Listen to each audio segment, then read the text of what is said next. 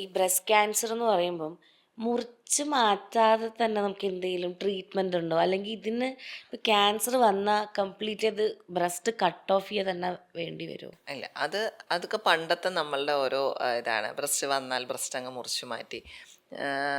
നമുക്കിപ്പോൾ breast conservation surgery എന്ന് പറയും. മാക്സിമം എത്രത്തോളം ടിഷ്യൂ കൺസേർവ് ചെയ്യാമോ അത്രയും കൺസേർവ് ചെയ്തിട്ട് തന്നെയാണ് breast cancer surgeries onco surgeon ചെയ്യുക. അപ്പോൾ അതിൽ പല ടൈപ്പ് സർജറീസ് ഉണ്ട്. ഇപ്പോൾ ക്യാൻസർ വന്നു എന്ന് പറഞ്ഞിട്ട് മൊത്തം ബ്രസ്റ്റ് മാറ്റണം എന്ന് നിർബന്ധമൊന്നുമില്ല. ഏർലി സ്റ്റേജസ് ഒക്കെയാണ് ചിലപ്പോൾ ലംബ് മാത്രമേ മാറ്റുള്ളൂ, വൈഡ് റിസെക്ഷൻ എന്ന് പറയും. പിന്നെ ചിലപ്പം പാർഷ്യലായിട്ട് ബ്രസ്റ്റ് മാറ്റുള്ളൂ. മൊത്തമായിട്ട് ബ്രസ്റ്റ് മാറ്റുന്ന കുറച്ചുകൂടി അഗ്രസീവ് ക്യാൻസേഴ്സ് അല്ലെങ്കിൽ അഡ്വാൻസ് ക്യാൻസേഴ്സിലാണ്. അപ്പോൾ നമുക്കെപ്പോഴും സർജനുമായിട്ട് ഡിസ്കസ് ചെയ്യാം. അപ്പം നമ്മളിത് വളരെയധികം ബാധിക്കുന്നു, നമുക്ക് ബ്രസ്റ്റ് മുറിച്ച് മാറ്റിയ നമ്മുടെ മുന്നിലുള്ള ഓപ്ഷൻസ് ഒന്ന് ബ്രസ്റ്റ് ഇല്ല, അത് നമ്മൾ മാനേജ് ചെയ്യുക. ഇപ്പോൾ ഒരു സൈഡൊക്കെ ആണെങ്കിൽ അതൊരു അഭംഗിയാവും, നമ്മളെ കോൺഫിഡൻസിനെ ബാധിക്കും. പിന്നെ ചിലർക്ക് ഇപ്പം ബ്രേസിയറിനകത്തൊക്കെ മോൾഡുകൾ വെച്ചിട്ടുള്ള അങ്ങനെ അഡ്ജസ്റ്റ് ചെയ്ത് പോകുന്ന ആൾക്കാരുണ്ട്.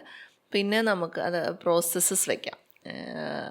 വേറൊരു സർജറി ചെയ്ത് ബ്രസ്റ്റ് റീകൺസ്ട്രക്ട് ചെയ്ത് അതിന് ഓപ്റ്റ് ചെയ്യുന്ന ആൾക്കാരുണ്ട്. ഓക്കെ. അപ്പോൾ ഐദർ ബ്രസ്റ്റ് ക്യാൻസർ സർജറിയോടൊപ്പം തന്നെ അല്ലെങ്കിൽ റേഡിയേഷനൊക്കെ എടുത്തിട്ട് കുറച്ച് കഴിഞ്ഞിട്ട് ഈ ബ്രസ്റ്റിൻ്റെ ഈ സർജറികൾ ചെയ്ത് കോസ്മെറ്റിക് സർജറി ചെയ്ത് ബ്രസ്റ്റ് നമുക്ക് പുതിയ ബ്രസ്റ്റ് ക്രിയേറ്റ് ചെയ്യുന്ന രീതിയിലുള്ള സർജറീസ് ആർ അവൈലബിൾ. അപ്പോൾ അങ്ങനത്തെ പേടികളൊക്കെ ഉണ്ടെങ്കിൽ discuss with your surgeon. Okay. അപ്പോൾ so lot of options actually അല്ലേ? Options are actually there. Okay. ഇപ്പം നമുക്ക് ഇപ്പം നമ്മുടെ കേരളത്തിലെ ഏറ്റവും കൂടുതൽ ആൾക്കാർ അറിയുന്ന ഒരു ക്യാൻസർ സർവൈവർ എന്ന് പറയണത് നമ്മൾ മറ്റേ മമത മോഹൻദാസിനൊക്കെ പറയും.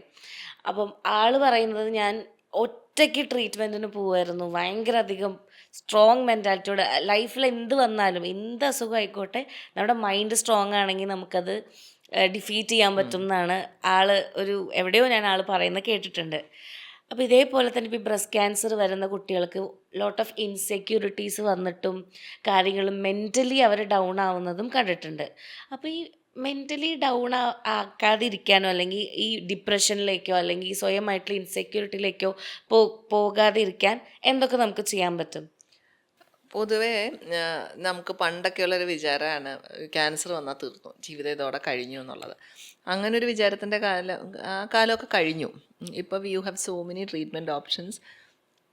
പിന്നെ നമുക്കിപ്പം ഗവൺമെൻറ്റായിട്ടായാലും ഒക്കെ ഫിനാൻഷ്യൽ തിങ്സ് ആ വെരി ഇതല്ലേ. അപ്പം നമുക്ക് ഒത്തിരി ചിലവ് ബ്രസ്റ്റ് ക്യാൻസർ ട്രീറ്റ്മെൻറ്റിന് വരുന്നു, നമ്മൾ കടത്തിലേക്ക് പോകുന്നു, അങ്ങനത്തെയൊക്കെ അവസ്ഥ. ഇതൊക്കെയാണ് ക്യാൻസർ ഒരു വഴി, ഫിനാൻഷ്യൽ പ്രോബ്ലംസ് ഒരു വഴി, പിന്നെ ബ്രസ്റ്റ് ക്യാൻസർ ആകുമ്പോൾ നമ്മളുടെ ബ്രസ്റ്റ് പോയി, ഇങ്ങനത്തെയൊക്കെ ഒരുപാട് ഇഷ്യൂസ് ഉണ്ട്. അപ്പോൾ ശരിക്കും അത് പ്രൊഫഷണലി തന്നെ അത് ഹെൽപ്പ് വേണ്ടതാണ്. അപ്പോൾ മിക്ക ക്യാൻസർ സെൻ്ററുകളിലും തന്നെ നമുക്ക് ഓങ്കോ സൈക്കോളജിസ്റ്റുകളുണ്ട്.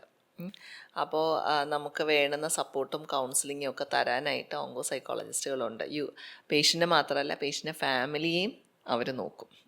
പിന്നെ സപ്പോർട്ട് ഗ്രൂപ്പുകളുണ്ട്, breast support group, breast survivors ഉള്ള ഗ്രൂപ്പുകളായിരിക്കും, ബ്രസ്റ്റ് ക്യാൻസർ സർവൈവേഴ്സ് ഉള്ള ഗ്രൂപ്പുകൾ. അപ്പോൾ ഈ ബ്രസ്റ്റ് ക്യാൻസർ സപ്പോർട്ട് ഗ്രൂപ്പിലൊക്കെ ചെന്ന് കഴിയുമ്പോൾ ഇത്രയധികം പേര് ക്യാൻസറിനെ അതിജീവിച്ച് ഇത്രയധികം പേര് കാണുന്നത് തന്നെ ഒരു പോസിറ്റിവിറ്റിയാണ്. പിന്നെ നമ്മളുടെ പ്രോബ്ലംസ് ഷെയർ ചെയ്യാൻ പറ്റുന്ന, ഇതിൽ കൂടെ കടന്നുപോയ നമ്മളെപ്പോലെ തന്നെയുള്ള ആൾക്കാരെന്ന് പറയുമ്പോൾ വി ഫീൽ ബെറ്റർ. അപ്പം അതൊക്കെ ഇപ്പോൾ പണ്ടൊന്നും അത്രയും സപ്പോർട്ട് ഗ്രൂപ്പുകളൊന്നും കേരളത്തിൽ, പക്ഷേ ഇപ്പോൾ breast cancer support groups, onco psychology counselling, ഇതൊക്കെ ഇങ്ങനെ പോപ്പുലറായി വരുന്നത് കൊണ്ട് കുറച്ചുകൂടി ഇമോഷണൽ ആൻഡ് മെൻ്റൽ സപ്പോർട്ടിനുള്ള സിസ്റ്റംസ് നമുക്കിപ്പോൾ തുടങ്ങിയിട്ടുണ്ട്. പിന്നെ പൂജ പറഞ്ഞതുപോലെ നമ്മളുടെ മനോബലമാണ് എപ്പോഴും. നമ്മൾ ഡിപ്രസ്ഡ് ആയാൽ തീർന്നു. പക്ഷേ ഇപ്പം പെട്ടെന്ന് ഇന്ന് ക്യാൻസർ എന്ന് പറഞ്ഞാൽ നാളെ മുതൽ നമ്മൾ നോർമൽ ലൈഫ് ലീഡ് ചെയ്യണം എന്നല്ല, നടക്കില്ല. അപ്പം you should give them time, gradually process ചെയ്ത് അത് അഡ്ജസ്റ്റ് ചെയ്ത് വരാനൊക്കെ.